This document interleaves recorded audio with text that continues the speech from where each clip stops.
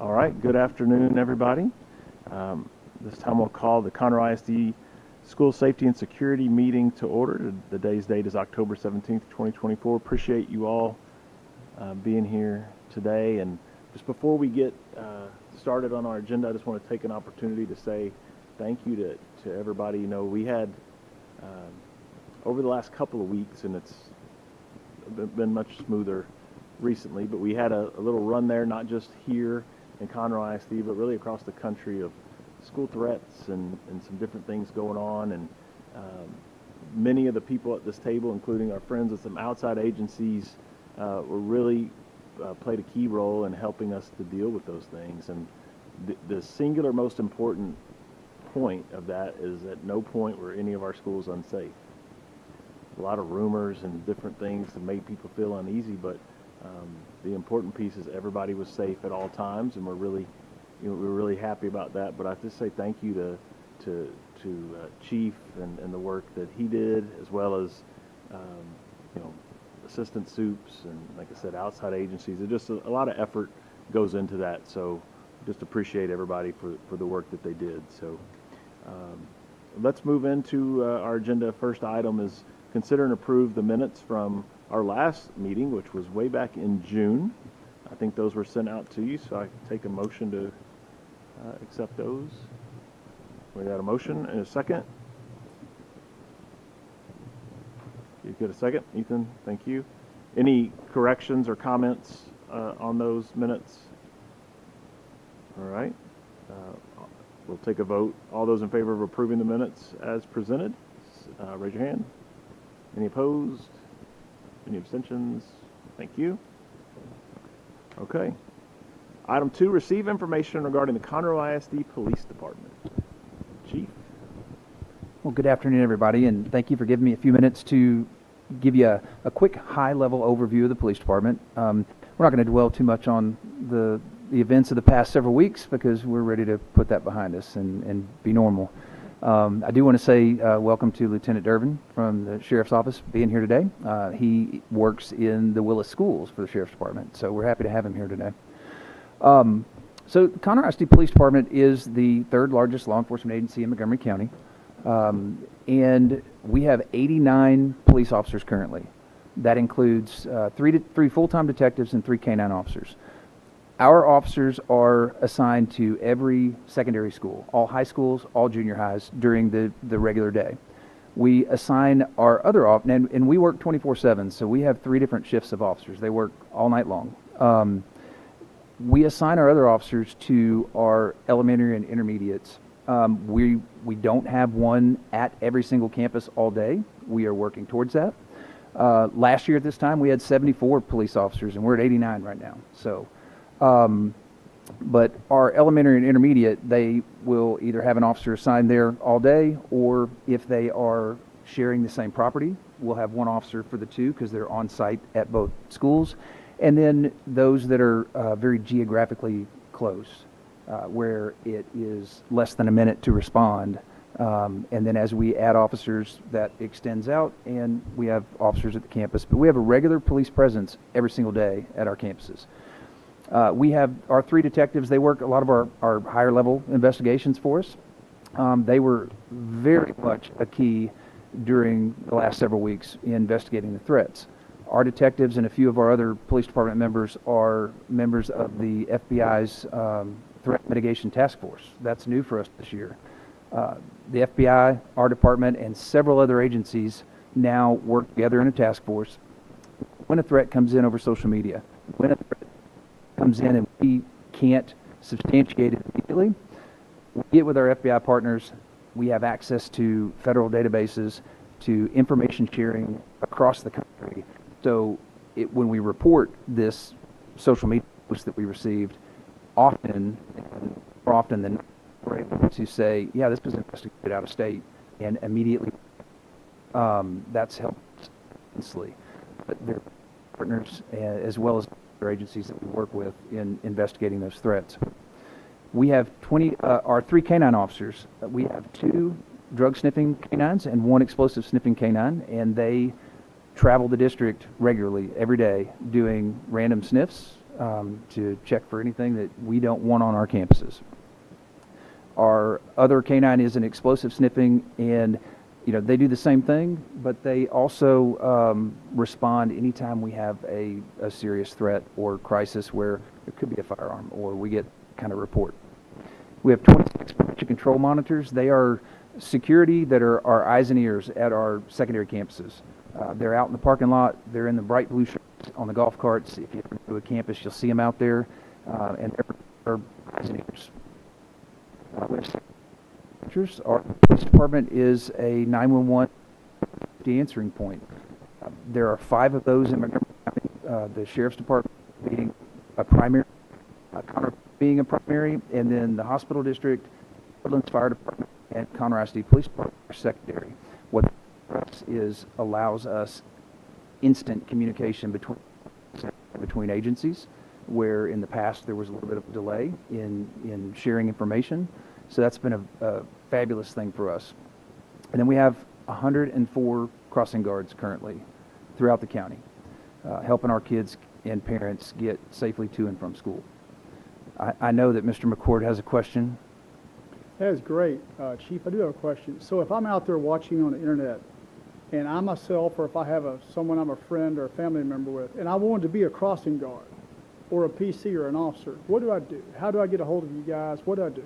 They can either go to our website, police.conroesd.net, or they can give us a call at 936-709-8900, and we will get them started in the process. Excellent. Thank you. Our department is what we call a TCOL training provider, a contract training provider. Out of 2,795 law enforcement agencies in the state of Texas, there's only 216 of those. We're very, very pleased to be one because it allows us to send our officers out and become experts in training, and then train our own people as well as train other agencies in any police topic. Go back, you're okay. And so you can see just a very short list of some of the more important trainings that we do. Our officers in the school environment have to have all the regular police training that anybody else has to have in a police department, but we also have to have an immense amount of specialized training in school-based law enforcement and working with kids. And so we provide an immense amount of training to our officers so that we're providing the very best service to our families in Conroe ISD. The state says that every year police officers have to have 40 hours of training. Our officers average about 100 hours of training every year. All right, we're good. We partner very well with our outside law enforcement agencies.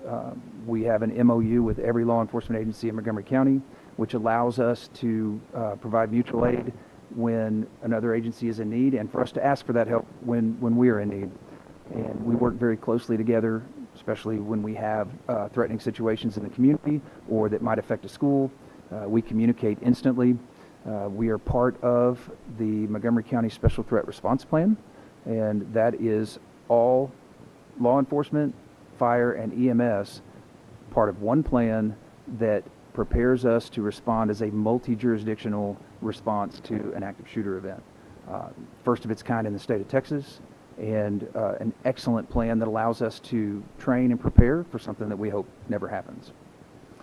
And then we partner with our school staff, our administrators, counselors, our students and parents in our community every single day to try to provide the environment that we're able to provide.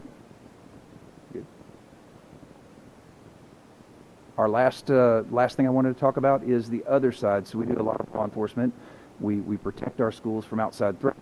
We enforce the laws on the campuses, but outreach is a huge part. Our police officers, the first exposure that kids have to enforcement, and we want that to be a positive thing. Immense of safety programs, and I just listed a few up there. And we also do a lot of outreach. We do first responder expos where kids can climb in the police cars and talk to the police officers about what they do. We have student leadership. October 26th, we're going to have a Cars and Coffee event that is a district event in the morning, and then in the afternoon, we do a trunk or treat that allows families to come to a safe place for their kids to celebrate Halloween. And this year, we're going to have 91 cars involved in the trunk or treat. So we're super excited about that. So come to the car show, then stay for the trunk or treat. We participate. It's where our officers are able to get out and talk about department history, kids. And we kicked off our coach drive that we do every year.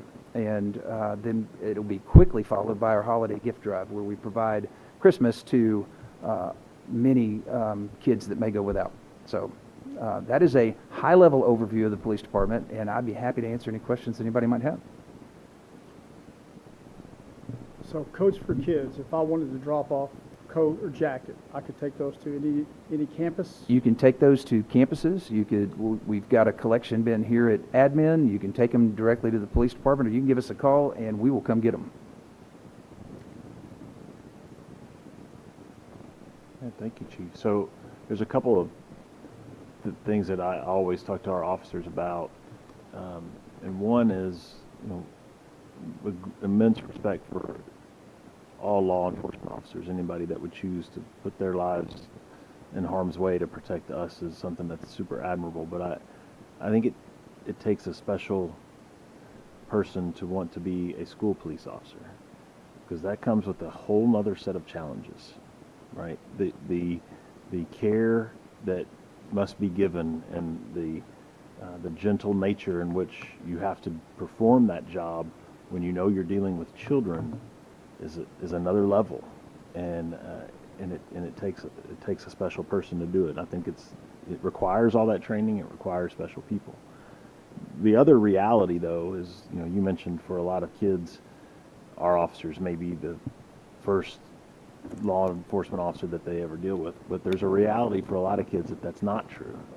It just may be the first positive interaction, because for some of them may have been in situations out of their own control in their life because of people that have surrounded them making bad decisions in their lives, that they've only experienced a negative interaction at some point with a family member or whatever. And it's, for those kids, it's even more important that they learn to build a positive relationship and see police officers as helpers. And our officers do a great job of being that mentor, being that positive role model in schools. I still remember we used it in a presentation at some point, but one of the most powerful pictures that I've seen from the school district, and it was a very simple thing, but it was just one of our police officers down on a knee tying the shoe of like a 6-year-old kid in the school. Just a simple picture, but that just spoke to me, and that picture still sticks in my mind so much, because that's kind of what you guys do. So any other questions or comments for Chief? The comment I would have, that I would not know if I had not been involved really as a principal, was just the incredible amount of vetting that goes through the hiring of one officer. It's absolutely incredible how much goes effort into vetting and hiring one officer for the police force. And with that is a lot of time, which we wish could go faster, but it's in so many of the areas in which we hire, but especially in the police department, we can't get it wrong. So it requires all of that, right? Okay. Thank you, sir. Appreciate it very much. All right, we'll move on to item 3, receive information regarding walkthrough weapons detection demonstration. You'll remember back at our June meeting, we received an update on some of the more advanced weapons detections programs that are out there, and you all provided some feedback about maybe wanting to learn more, and so from there we decided let's try to get a few of these in here for a trial run, and I believe Mr. McCord is going to share with us what we've done and how that went. So we have been involved with metal detectors for many years as a district, not all 133 years, but for many years. And the detector you probably walked through, if you've been to an event at Conroe ISD, usually an athletic event, would be one like you see on the screen. And this is a Garrett walk-through metal detector. What it really is, it's a magnetometer is what it is. If you've seen these, we have these, and we have these at both stadiums. We have stadium workers that utilize them. If you look at them, just a few things that we've experienced over the years. And in fact, as soon as we get finished tonight, many of us here are going to take care of in a few minutes at Woodforest Bank Stadium is the Garrett metal walk-through detectors. And if you look at them, they're heavy.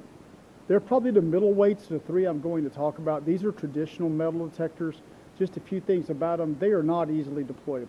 They can be deployed. They're not incredibly heavy, but you just don't pick them up and walk out the door with them. They're best used indoors. They can be outdoors. They could probably handle some light rain, but not rain of any intensity. They are reasonably priced, and it depends on what you call reasonable, but I believe I priced them, Ethan, around $6,000.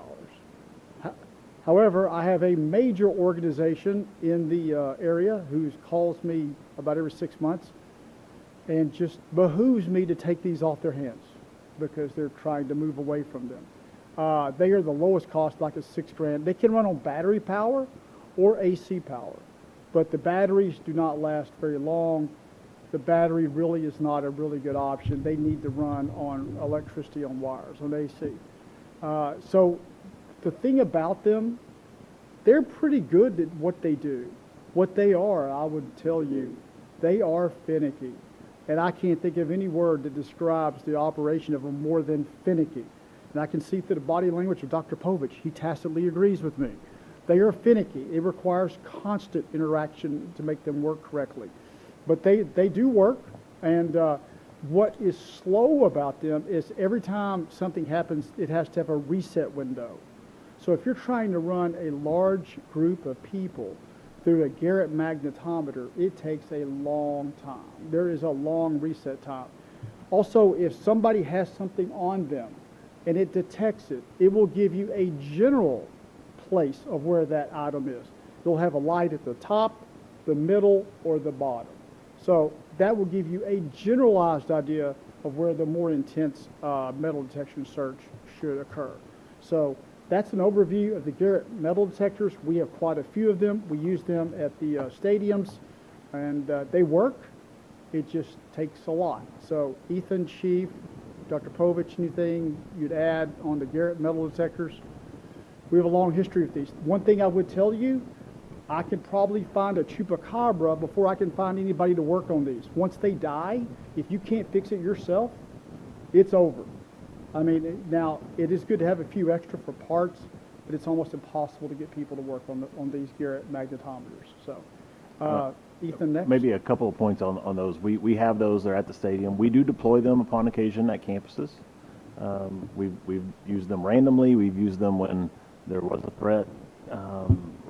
Things going on, we use them on any of these systems, and I think some maybe more than others, and you could speak to it, is we understand there is a purchasing cost, but there is a significant operational cost, meaning people involved in managing them. I would say one of the negatives on these is they give a lot of false positives. You can adjust sensitivity, but they'll go off on everything. We've had situations in the past where you end up finding everything that was metal. So it could turn into more of a vape detector or a this detector or a pin detector, whatever it may be. So that's one of their negatives. But just in all of these, it's just that reminder of they require people to monitor them and then people to intervene on the backside when something goes off. And Chief will tell you, and he believes strongly, and I don't disagree either, if you are doing a weapons detection, you really need an armed officer present, because if it were to go off and you were needing to take a weapon off of someone, having an armed officer be that person over someone unarmed and just randomly being there is something that I know Chief feels really strongly about. So. Absolutely. That's a critical moment where when a person realizes that now that they have something they're not supposed to have, like a firearm, you don't know what the reaction is going to be, and you need an officer there who is armed and ready to respond at every site that you do them. Now, before we move on, an important tenet of the traditional magnetometer is that there is no ongoing subscription once you buy it. Once you buy it, it's yours. That's it. Good luck. You keep it alive because it's on you. The ones we're going to talk about next is, Ethan advances the slides. A lot of people think of these as AI. They're not really AI-based detectors. They're machine learning. In other words, they learn over time with updates that get passed down wirelessly what is going on at our place, at football, at Major League Baseball games, NFL games, concerts, the pavilion. They learn what happens and they adjust their software to pick out what is something that could be considered dangerous or not dangerous. So in theory, over time, they improve. Another thing about these is that the ones we're going to talk about next, they're expensive.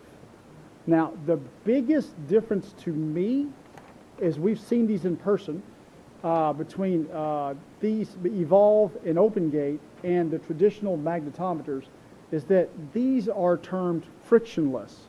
And when I say frictionless, they don't have the delayed reset time for each person that passes through the gate. And that is huge, and that allows you to have a lot more people matriculate into an event, whether it be a school day or a concert or a football game, than the traditional magnetometer. So that is really it. In fact, on really Evolve and OpenGate, people can pass, if they can physically fit, they can pass 2 abreast at a time, and there's no reset time. So you can get a lot more people in a hurry. So that's what frictionless really means. Evolve is the heaviest of the 3. I would probably say that, I always like analogies, this is really the Coca-Cola of the ones. It's transportable with moderate effort. It is expensive. And when I say it's expensive, I mean it's expensive. And because someone's going to ask the question, I'll just ask, well, what's expensive mean, Chris? So they are really $70,000 for 2 sticks for 1 entryway. If you order actually 3 sticks with the middle part in 2 entryways, you're looking at around $90,000 plus the extra, and the ongoing, which Ethan is going to tell us right now, amounts to? And for the dual lane, it's $95,273, and then you have a $7,500 ongoing fee for the software. And then the single lane is $77,523 with $54.25 ongoing fee. So that requires some ongoing maintenance and warranty, Ethan, I think? Yes. Which you need. Well, it includes that, but it's really what you're paying for in that $7,000 is if there's a hiccup with it, but you're really paying for software services. So it's one of those things, like if your Windows 98 doesn't work, it's you got to pay them $8,000 a year just to make the thing work, is essentially what it is. So Evolve runs with wires. There are no batteries, so you have to have wires, which could be an issue. May not, could be. It can weather outdoor use really better than the magnetometers, the Garrett's. It can handle outdoor use, which we would need it to. So really, all of them come down to a person monitoring the gate. You have to have a person who's there and attentive monitoring the gate, in addition to an officer.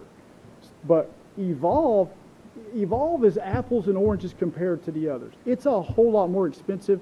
What I get with Evolve is I get a cube, shows there's a person there with an iPad that is part of that particular gate process, and if there is an item of suspicion, it gives me a red cube on that person as they walk through. They get caught, and it shows me where it is. So that's helpful, because that can narrow the time of which the secondary search has to occur. But it will give me the location of where it is. So there is an iPad. It's a little more high tech. That person who's running the iPad, they have to have incredible singular focus on that iPad as people come through. Chief, Ethan, anything to elaborate on? Maybe you can say better or different? Can you just share how we deployed it, when and where, and what we thought about it that day? We deployed it at Woodforest Bank Stadium at the southwest entrance at an Oak Ridge football game, I believe. It was an Oak Ridge football game. Or is it College Park? It doesn't matter. It's College Park. Is it a football game? And the beauty of Evolve, if everything's equal, including money, is that people can move quickly. And you can get a lot of people in a hurry.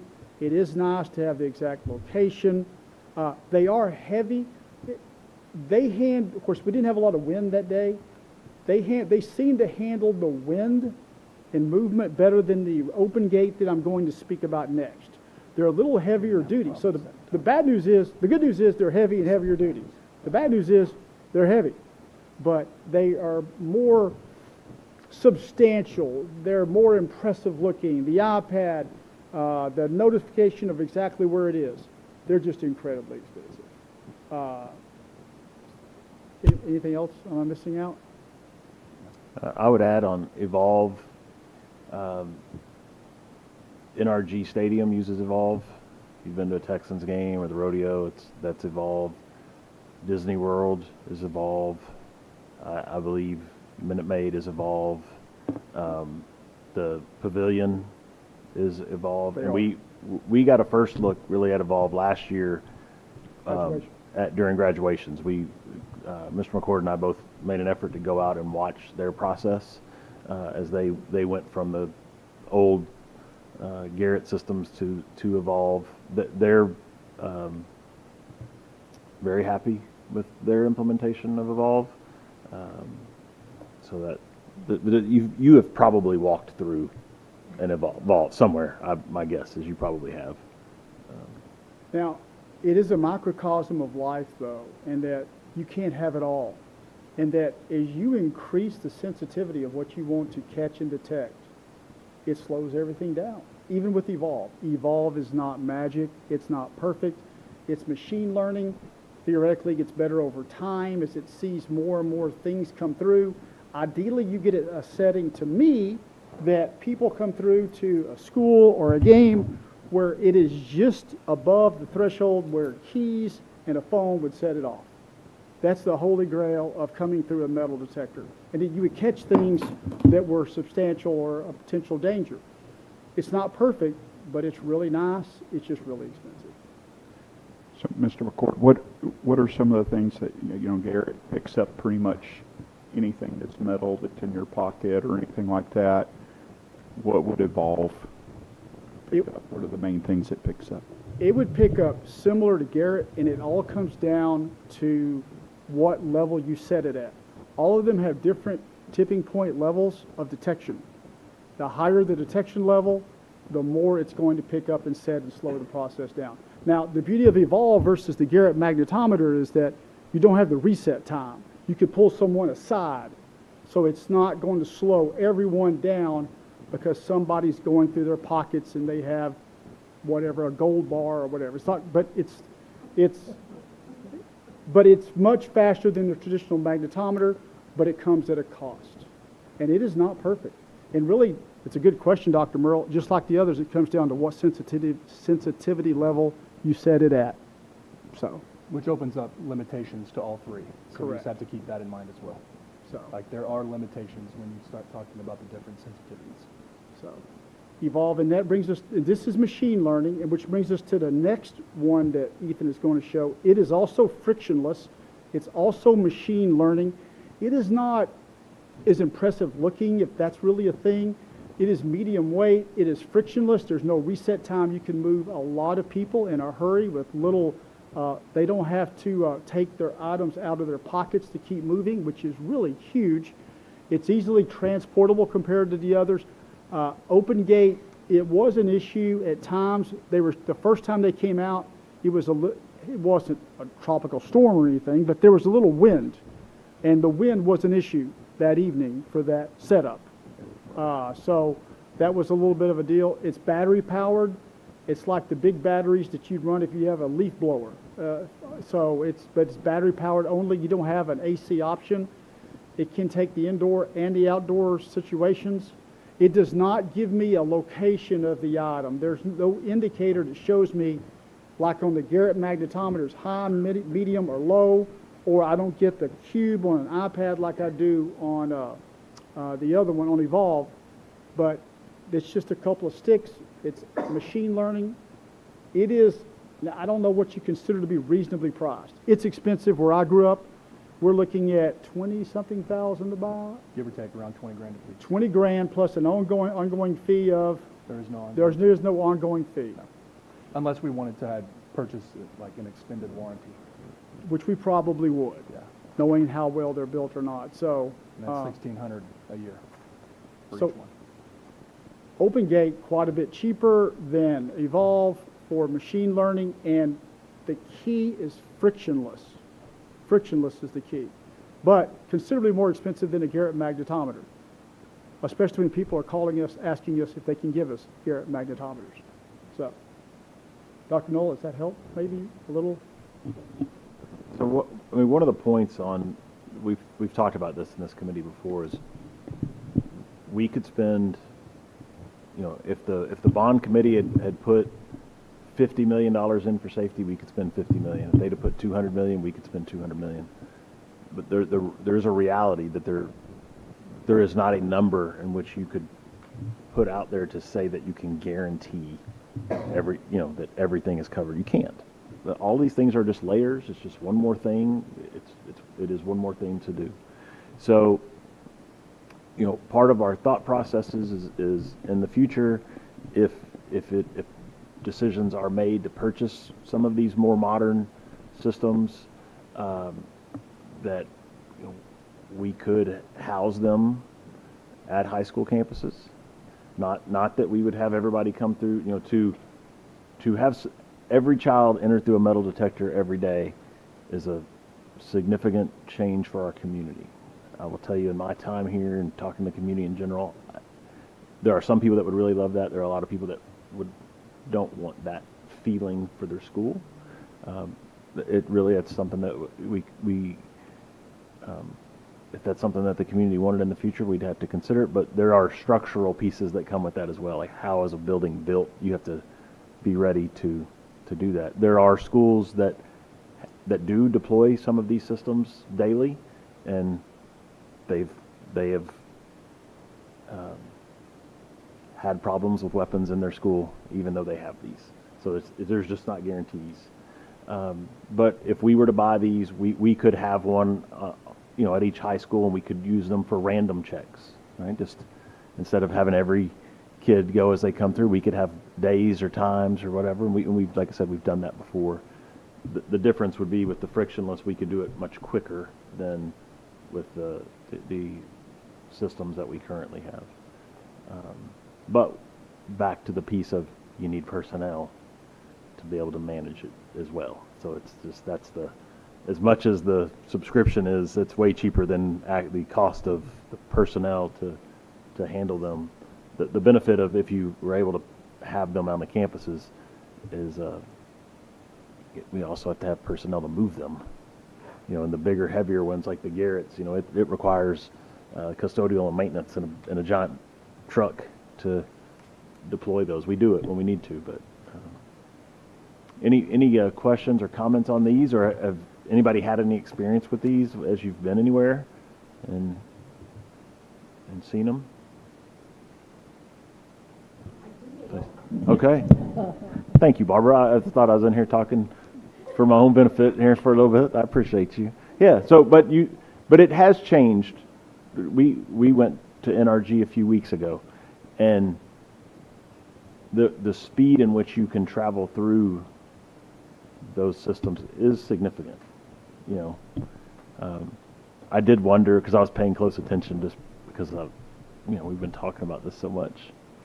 I was watching the people that were watching the iPads because they had Evolve. And I'm not positive they were locked in the whole time. You know, like, it felt like they were watching, but were they really watching? You know, like, I don't know. So human error is universal, right? Is there a scenario where you want something more robust for the outdoor venues, like at the stadiums where you have a high traffic amount at a particular time? It's got to withstand rain and wind potentially, and it's going to sit out there. And then you have a different option for the more mobile, temporary, as we go kind of in-house ones? Or is it the preference of CISD to have one vendor, one setup? Because there's lots of reasons why that's a good idea too. Yeah, I think for us, it always boils down to money. So I think what we would probably prefer is something that we would use at the stadiums, but then it would also be used at the high school. Like, it would, what we certainly wouldn't want to do, in my opinion, would be spend $100,000 on one of these and then they just sit at the stadium all year. They need to be at the stadium when they need to be at the stadium, but we need to be able to move them where the people are when otherwise we don't have the luxury of just being able to leave them. So I think it needs to be something that's mobile. That was part of what we talked about. We really tried to gauge the mobility of these things because we would need to use them, especially at that level of investment. They need to be used, a little easier. So, I have a Chief, couple please. questions. Okay, go ahead. Okay, so first of all, are we researching or are we shopping? Researching. Okay. We don't have any money. Okay. Well, I didn't know if there was, there's been Well, so much safety and security yeah. grant money. I didn't know if this was, No, which was one of my questions, so. Yep. Okay, and I know we have discussed, even as far back as last year, or maybe farther back than last year, maybe in 23 anyway. But we discussed cameras that detected a lot of, with AI softwares and things that have been highly successful. Have we researched pricing on items like that that can detect things from parking lots? Yeah, I mean, we discussed that in June, I think, right? You want to give just a brief overview, Ethan, on those? But if we can go back and look, and I can I provide it to you. I can go The back. first company that we looked at, I forget the name of it, but it was $7 million to start, and then some hundreds of $1,000s afterwards. And then there was 2 or 3 companies that provided us pricing, and they were all pretty much in the range of at least 500, 400 grand a year. And And then, if I remember right, the Good. gun had to be present for them to, the gun had to be present in order for the camera to pick it It always up. had to be branded. It had to be You branded. had It had to be out. displayed. It's not like one of these that would detect it. And there were some site concerns about the cameras on how far out they would go before they would pick it up. and I know Chief had mentioned this I don't know if it was that meeting or another meeting, but I don't know in any of the weapons that I'm aware of that we have caught on a campus that we've ever caught it from being brandished. I think they've always been concealed. We have So I don't- not had an incident where it was brandished on the campus that alerted us to it. Right. Where somebody saw it. It was always someone showed it to someone in a backpack, or we got a tip that somebody saw it on the bus, and when we found it, it was either on a person or in a backpack where it was not visible. Could you forward me the companies that you looked at, Mr. Barton? Because I know that when I've been in Austin and sat through many of these hearings, I know I saw several that were talked about or streamed the hearings that they could be seen concealed. That these were ones that were able to be seen. So I'd just like to look at that too before seriously, 7 million for only a few cameras and 500,000 a year is ridiculous, but I'm just curious because it would be a whole lot if there was other options. I'd just like to know which ones so I could be aware of That's that. not an issue. I'll Thanks. send it to you. And then, I know that we asked specifically when we sat down with all of these companies, and one, it was that the weapons had to be brandished, and then 2, all of them except for one of the downfalls with them is they did not pick up bladed weapons, so no knives either. So, it is, yes. Great questions. And back to your original question, I think part of this process of research would be to learn more so that eventually if we want to bring it to the board and say, hey, here are the options, and perhaps there could be safety and security money from the bond or future grant money, but just to be able to say, like, here are all the different things that we've looked at, pluses and minuses, costs, and then for you all to decide, okay, let's go this route or that route. We would bring that for you all in the future. Okay. Any other questions on those? Great. Yeah. Whenever they're movable, that you say they're transportable, what's the durability on them? Because, we're talking about these things being at all these major facilities. They're being moved for storage, but are they being moved, from campus to campus and that? So that would be, something that I'd be interested in. I can tell you the representatives, Michael, that came out, they encouraged us to retain the packaging. It had a lot of ingredients within it to hold and keep them secure. But largely, that would be to be determined, just like anything. I do not know the finickiness of the machine learning frictionless ones. I just know that the traditional magnetometers are really finicky. And I can't think of another word other than that. And I think that was part of the rationale through some of our conversation of if we had them, of having one at each high school, like home based at a high school, so that we weren't constantly moving them. Hopefully they would stay there, and then if we needed to move them to the junior high, it's a shorter trip. But I agree with you. I mean, they're obviously it's high tech, and we're gonna put them in a big old truck and bounce it down. Well, and then up and down ramps, they fall Yes. over. Oh yeah. You know, and you break $100,000 piece of equipment and you got a problem. Right. Exactly. Please. Are there companies that have more of a rental setup where they will bring it to you and even operate alongside local, say, our police force? And if so, is there, I would be curious what the price comparison is, what that would look like compared to that. That's a great question. I'm not sure if the microphone picked it up, so I'm just going to kind of repeat it a little bit, just to make sure. I just want to make sure that if you'll repeat it that way, we just make sure everybody can hear it. Sure. My question was, I was wondering if there was a company or companies out there that have more of a rental or lease agreement that they can go into with school districts where they will come out with these and assist in operating them, work with, in this case, our police force. And if that is, if those companies are out there, I'd be curious to know what that cost would look like compared to ownership. Now, Joseph, these that we looked at, the last two, they do have lease agreements, but it's for the year. You're talking about like more of a per event. I don't know the answer to that. Okay. I know that these have lease agreements, Open Gate and Evolve, but it's like, whoa, we should just go ahead and buy it. It's a lot. So, And those lease agreements that was not any of their personnel to bring them out, set them up, and everything else. Those are just us leasing and possessing them. Understood. Okay. It'd probably be some type of security company that we just need to check with and see. That's good. It's a good thought. Curious. Awesome. Any other questions or discussion? Good conversation. It was neat to have those things out. It was fun to watch them and see how they worked. So thanks for getting that set up. And we had some hiccups along the way. Hurricanes got in the way, and we had to reschedule and do some things. But thank you guys for making those happen. All right, item 4: receive an overview of the mental health initiatives in Conroe ISD. Tiffany Rodriguez is here to share with us. Okay, good afternoon, and thank you for having us again to share about our mental health initiatives.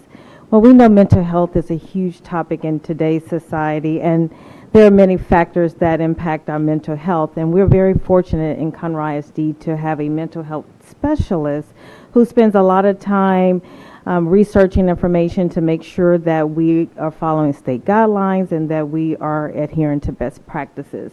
And we know mental health includes our emotional, psychological, social well-being.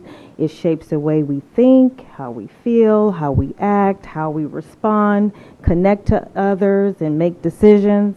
And so it is a very important part of our process, and children need to be able to be safe. And the most important thing is to making sure that their mental health is safe. So as adults, we know that we respond differently than what a first grader would respond to a situation, or a middle school student, or a high school. So we have to help our students. And our schools play a very important role in that by fostering mental wellness, and which enhances students' ability to learn and thrive.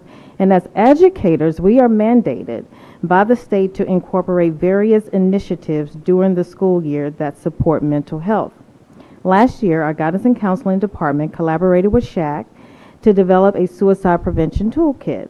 This year, we have expanded our efforts and now provide a full series of mental health toolkits for our campuses. These toolkits serve as a resource for principals and school counselors to raise awareness on critical state-mandated topics and promote mental health literacy. Each toolkit includes board policies and our legislation related to the topic, educational materials, activities, social media content, and a list of local presenters covering a variety of mental health subjects. The toolkit's topics includes human trafficking, bullying prevention, substance use prevention, which includes fentanyl awareness. Also, this summer, we had an opportunity to partner with our instructional technology department to create a district-wide digital citizenship and online safety awareness toolkits. The screenshot that you see displayed here, this is the website campuses can use to review the content and information. And the beauty of these toolkits is that it has the flexibility for campuses to customize their delivery to their community. And so this customizable approach empowers the campuses to enhance their student safety and mental well-being. And we were really excited about this. We've gotten a lot of great feedback. Campuses is just a one-stop shop where they can go select that particular toolkit, identify resources that they would like to use to deliver that to their parents, their students. And so we're really excited about it, and we will continue to update these resources for our campuses. And that's all we have. Any questions? Can you just tell us a little bit, just in general, about our counseling department? Just big picture. Big picture. Yeah, about you guys. And well, school counselors, the world of school counseling that we're trying to make sure that people understand is that there used to be this way of guidance counselors versus school counselors, and people think guidance counselors are a thing. That's no longer a thing. We're school counselors. Guidance counselors were reactive to a whole lot of things. School counselors, we are proactive in our approach to help students, and our main thing is making sure students are well so they can stay in class, and making sure they understand how to function, and making sure they make good choices, and making sure they are on track for academics. We're not therapists. We're there to support their academic achievement, and through that process they have to learn and grow, and we have to help them with their decision making, help them with their time management, help them how to process different things. And so we have 4 areas that we work in. That is individual planning, it is guidance curriculum, which we call that instruction, it is responsive services, and system support. So there are 4 domains that we actually work in. And so we're really want to really let everybody know that we are in the realm of being more proactive.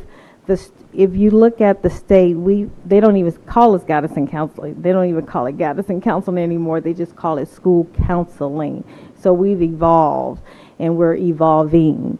And so our goal is to, in the future, to take a data-driven approach to our school counseling world. But right now, we're at the point where we have to provide a comprehensive school counseling program where we're listing everything that we have to do for the entire year. School counselors have to provide us what they have to do for the entire year. And we, as a department, our team, we monitor that, and we have 189 school counselors in Conroe ISD, and we are growing and learning, and we're really excited about what we're doing for kids. And I think that's just a little I can keep going, but how about your structures, district level structures? So our district level structures, what we have is a coordinator. I'm the coordinator, and then we have 2 crisis interventionists. We have a mental health specialist, and we have an elementary counseling specialist. The elementary counseling specialist just got on board last year and has been a tremendous blessing. It has been a tremendous, because our elementary schools, we have a lot of elementary schools, and Mary Ann Turubiarthes, who's our elementary counseling specialist, she has really taken a great control over that and has organized strategic support for our elementary school counselors, and they are thriving, and we're excited. And I know Dr. Winkler, I think she can speak to that. Yes, and so we are very fortunate for the structure that we have. Many districts don't have a crisis specialist at their at the district level, and now people are reaching out to us because they're saying, how do you respond to all these crises? How do you respond to the things that are going on? Because we're just in a society right now, people are overwhelmed, they don't know how to respond, they don't know how to act, they don't know what to do, and so we're there to provide that support. We're there to help them to identify what's going on and help them to get the resources that they need to get them back on track or whatever. We have stories for days, and there's a lot of things we just cannot even make up, but we're very fortunate to have crisis counselors to be able to respond to the campus and their needs, because it's a lot that's going on out there, and we're there to provide them that additional support. We also have a college and career part where our college and career counselors, they really focus on making sure our schools have what they need when it comes to the college and career. A lot of districts do not have that piece that's separated, because school counselors, we do all of that, but our school counselors, we have school counselors specifically are there to help with the college and career part, because it's a lot. And so with CCMR and all that, we have to make sure that we have someone that's monitoring that piece. And so we have a great group of school counselors that do that at each high school campus. Yeah, and our crisis counselors, they're not therapists. No, either. So we're not therapists. What they do is intervene and engage, and then help people find resources in the community. You know, it's more of an immediate response, and it's amazing. And we have two, which is great. We have 73,000 kids and 10,000 employees. And so it's not just those two that will respond. Our counselors are all trained, and they're a team, and they go and respond when we have tragedy that occurs. Yes, they respond as well. And when we think about our campus structures, and you correct me if what I say is wrong here, but on a high school, we have a lead counselor. Yes. We have a college and career counselor, yes. and then we have, depending on the size of the campus, it could be 8 to 12. Okay. Yes. Right. Because our schools are big. Right. Working through, they have assigned alphabet groups, right? And then in the junior high, what's a typical structure? Right now, we have a point of contact for junior high school counselors. They're not leads, but we do have we just established that with Dr. Stickler this year, so we're really excited about that, because that helps with the communication. But we have anywhere from 3 to 4 school counselors at the junior high, and one of those counselors this year, we put that in place where they're the point of contact. They act as a lead, but they're not being paid as a lead, but they act as a lead. So that's been a very great way to communicate and get information to them. And also what you were saying with the crisis response, we have a volunteer of school counselors that serves as our district crisis team. So when we do have those big tragedies, or we lost someone on a campus, and we have 25 counselors that volunteer their time, and they coordinate that with their principal to allow them to come off campus to go help another campus. And so we meet with them and making sure they're trained and but all school counselors are able to do it. But when we design that team, so we want that school to be able to continue to function as normal as possible. So we're going to bring some other people in to provide additional support while that school continues to function as normal as possible. Thank you. All right, questions or comments for Ms. Rodriguez? I think school counselors are amazing people. Thank you. And I say this to them every year when I get the chance to speak to them, but I don't think there's a group of people that I've learned more from in my time as an educator than a school counselor. From the time when I was a teacher, to the time when I was a campus principal, to having worked here. They're just an amazing resource, and unfortunately, having been a guy that I'm not as much in the front of it now on a campus, but having been a guy that used to be in the front of the campus tragedy conversations, and watching those groups in action, Yeah. just totally in awe of what they can do and the Thank way they can you. help people. Just fantastic. And we appreciate you. Yeah. Thank you. Thank you all. I love our assistant soups. They are just so amazing. They always provide great support, and we appreciate you. We appreciate you. Anything else for Ms. Rodriguez?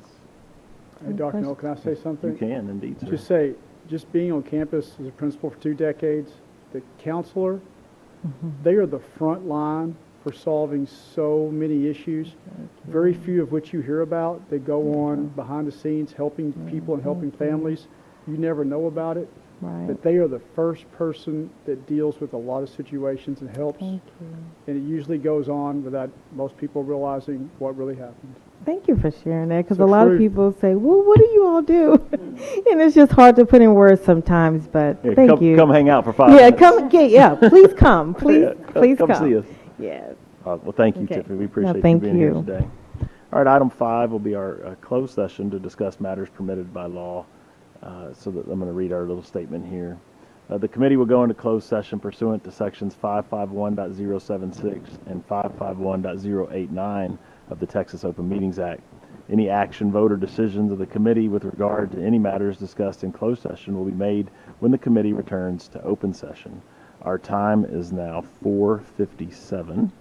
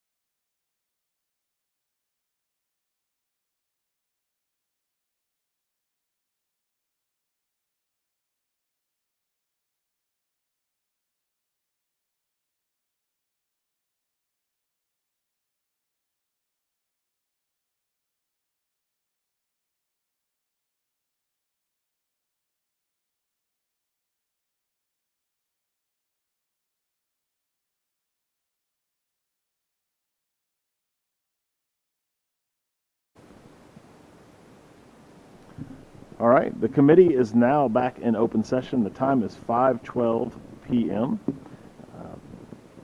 That concludes our agenda for today. I'm not sure, Ethan, do we have a date? April 24th.